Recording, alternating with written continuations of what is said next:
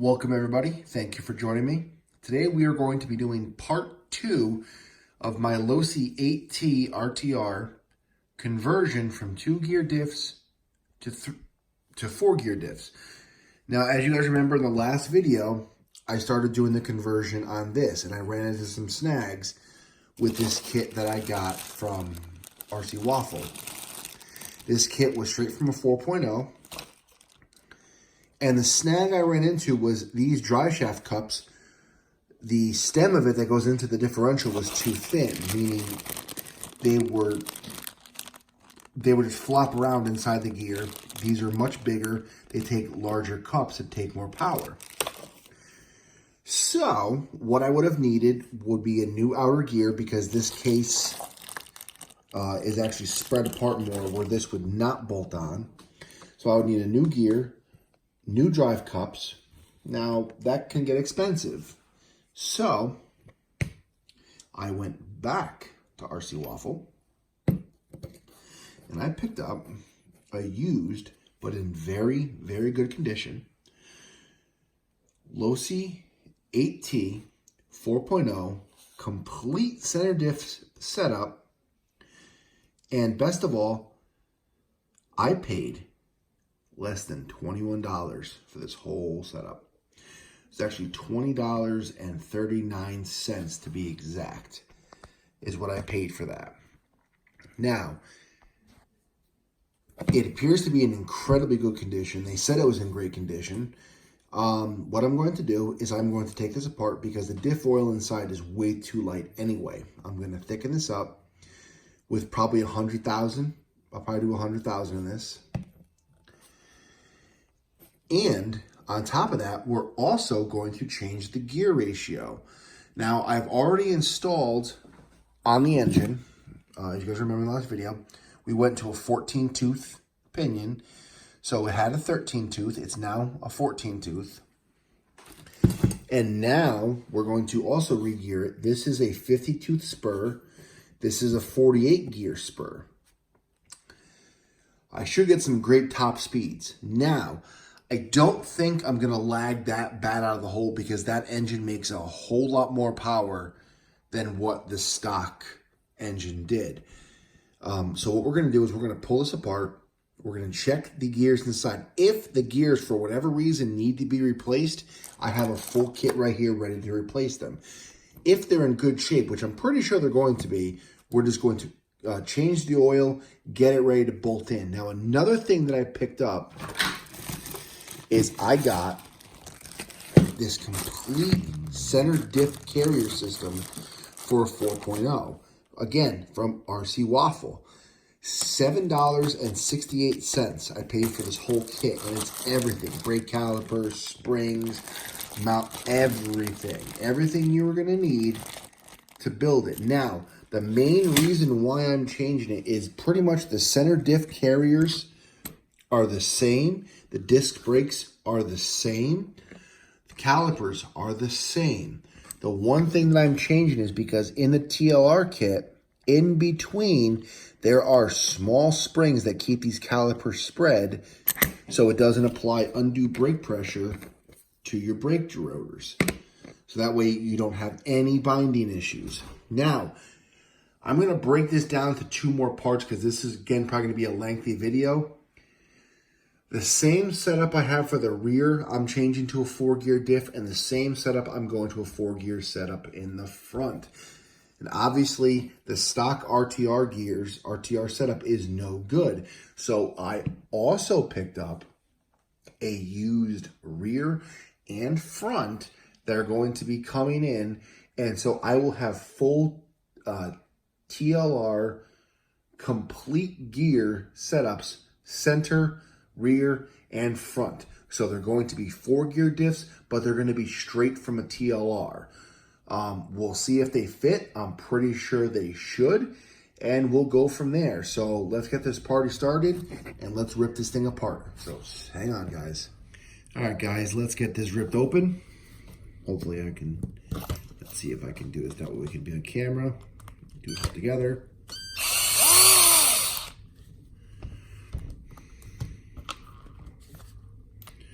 So we're going to pop the bolts out of the center. And we're going to check the condition of the spiders. Now again, if the spiders are in good shape, which I'm pretty sure they're going to be, I'm going to clean all of this, the diff fluid out of this, and we are just going to change it over to 100,000 weight oil. That's what I was running before in the stock diff, but I believe with the 4-gear setup, I'm going to get much better benefit from the 100,000 weight due that there's more contact patch with the more gears. So let's pull this apart. And so far, I like what I'm seeing. True 4-gear diffs. Very nice. Very, very, very skimpy on the oil. I definitely will say that. There is barely any diff fluid inside this. And I will say it's not leaking outside. There's no evidence of this thing ever leaking diff fluid.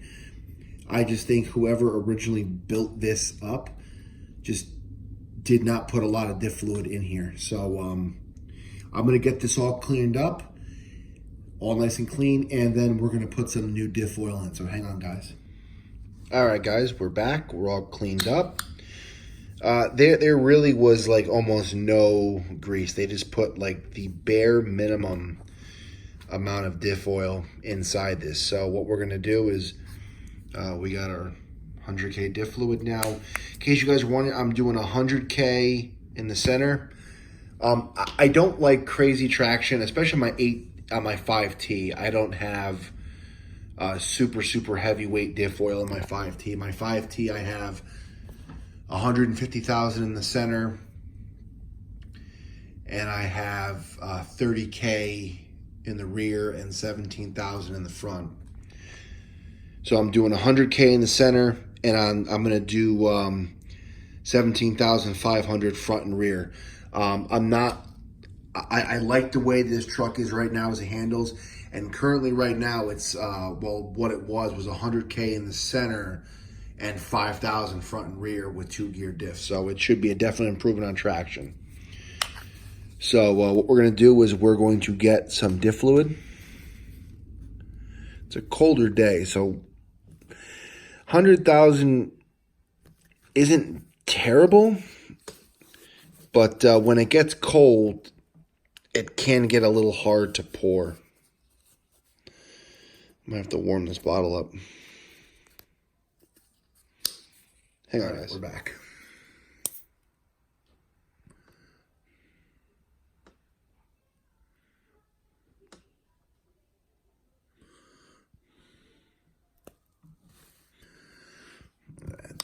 Didn't want to do that. So now what you want to do is just kind of let the diff fluid just settle. Once it settles, we'll see how much more we need to put, and we'll go from there. So let's let this settle. We'll be right back. All right, guys, so the diff fluid has settled. We put a little bit more in just to kind of top it off. What I like to do, when I'm doing it on these style diffs, because it's pretty much the same as when I build up my my LST2 diffs. I like to take it so the diff fluid is just over the cross, maybe right in the center gear. I don't want to get the whole gear covered because then you're gonna have too much when you press it down. So I do just basically just until it comes over the cross, just so the crosses are covered, and then I'm happy with that. So let's get this gear on. So normally what I do, again, everyone has a different method to how they're doing it. This is just how I do it. I like to get the, try not to do that. I like to get this gear on so it's in the spiders. Then, this is going to be a little bit more difficult because I have to do it on camera, is you want the holes lined up. So you have your pin, where is it? You have your pin. You want your pin, obviously, to drop down into there, which I think it just did. Now we just got to turn it so the holes line up. Let's see, and right there. There's the holes. So we'll get a screw in just to start it. Hopefully I can do this one-handed and it doesn't fall over. I said don't fall over. They never listen. All right, I'm just gonna get these started and then I'll zip them in, so hang on. All right, so I got all the bolts started, just kind of put them in. And I just have this old water jacket from one of my brushless boats. And let's see. You know what? I'm just going to have to do this.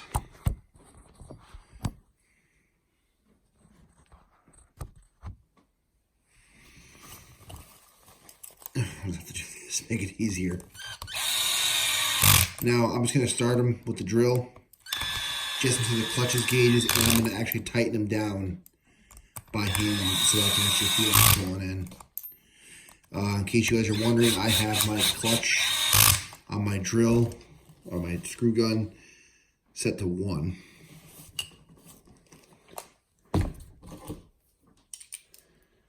I'm going to pick up my little baby ratchet, and we're just going to snug these up in a cross pattern.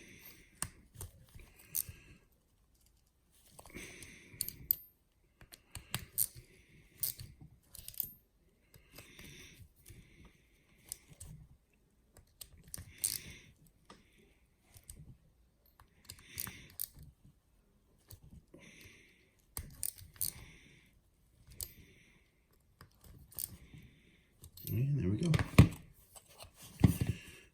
Much better. Not as stiff as before. I think that's going to make a good upgrade. So, now, let me clean this off. I got some schmutz in the front of my gear. What is schmutz? There. So, 1 ready to go in, center diff. This truck should be pretty quick with the 48 tooth spur and the 14 tooth pinion. If I don't like the way it's performing, I can always turn back to 50. Or, you know, right now the stock was a 50, so we'll play around with it. So, all right, let's do a little modification quick on this diff mount, and then we'll get the whole truck back together. So hang tight. So I'm going to try to do this on camera for you guys. I'm going to unscrew it. Just going to do one side at a time just to make it easier. Reach over, grab my little spring, slide it onto the bolt. Take the other half of the caliper without my fingers in the way. Slide it together without having the spring go flying across the room.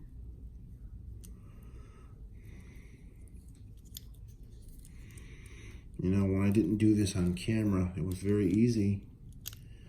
All right, so thread that back together just to get a baseline. Take the other side.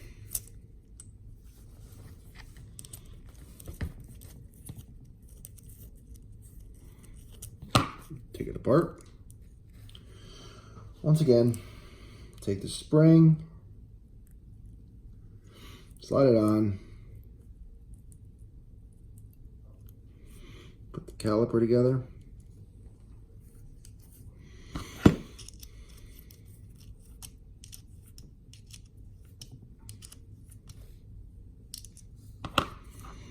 And now let's get an idea, make sure we're not dragging. Actually, we can probably tighten up a little more because it's too much play. So tighten. Just, all right, so just barely dragging. Make sure it's about even. You want it as even as you can on both sides. So that way you have even braking pressure. So, looks pretty good. All right. So, you know, we have the magic of television here. So, with just a little swipe of the hand, that was pretty quick. So, it's all back together.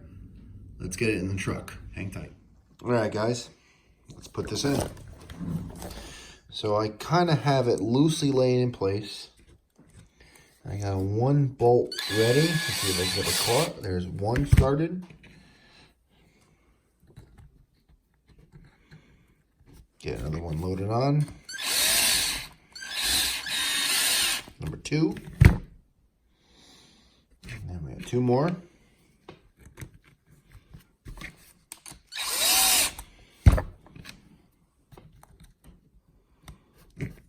And then we'll kind of put it in a all right. Done. Done. Done. And what we'll do is we'll just go over by hand to make sure everything is nice and tight, because you can always feel better with hand tools than power tools. So that's nice and snug. Snug.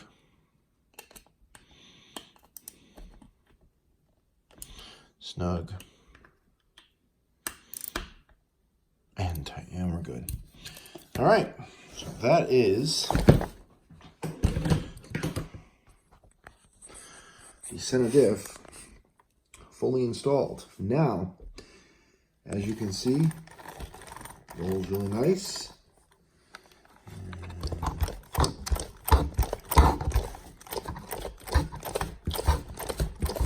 Definitely good brakes. So, what we'll do is we're gonna lay this engine in, we'll bolt it in, and then parts 3 and 4 will be the front and rear diff. So hang tight, guys. All right, guys. So we have the engine in, we have the gear mesh set. So let's just tighten it down. There's all different ways to set gear mesh. The way I do it is I kind of let gravity do the work for me. I will put the engine in. I will loosely put the screws in. I will turn the vehicle on its side to kind of let the engine gently rest against the spur gear. And then you can also, there's a method you can do a piece of paper and kind of drag the paper through there, and the paper should look like a little staircase. Basically, the way I've done it is you want just the slightest amount of play. You don't want them too tight, because again, as they get hot, they're going to grow, and you don't want them to bind. You want just enough, so there's just enough amount of play in there, built-in play. So as they heat up, they're not, you know, they can expand. Because again, once again, if they're too tight, they're going to bind, they're going to cause friction, and it's just unnecessary loss of power. So those are nice and tight. Nice and tight. And once again, these MIP bits are just, they're great. They really lock onto these bolts. Let's flip it over. And there we have, let me turn this around. Obviously none of the fuel lines are connected, but we gotta put this back on. But there we go. Back together. So part 2 is complete. In part 3, we're going to be either doing the front or the rear diff, but there's going to be 2 more parts to this video. We're going to be doing the front diff, and then we're going to be doing the rear diff. So until then, I'll catch you guys in the next video. Thanks for tuning in. Make sure you like and subscribe, and we'll see you in the next video. Later, guys. Bye.